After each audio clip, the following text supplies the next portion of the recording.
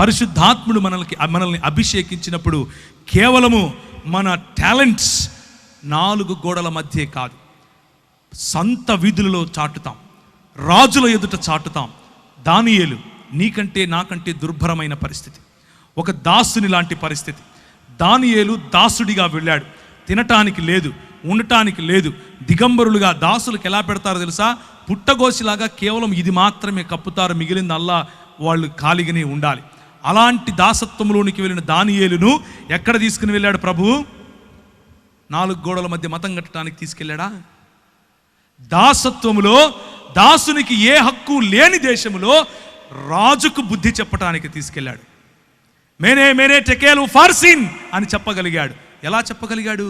పరిశుద్ధాత్మ శక్తి, పరిశుద్ధాత్మ నింపుదల, పరిశుద్ధాత్ముని యొక్క ప్రేరణ, పరిశుద్ధాత్ముడిచ్చినటువంటి ధైర్యం.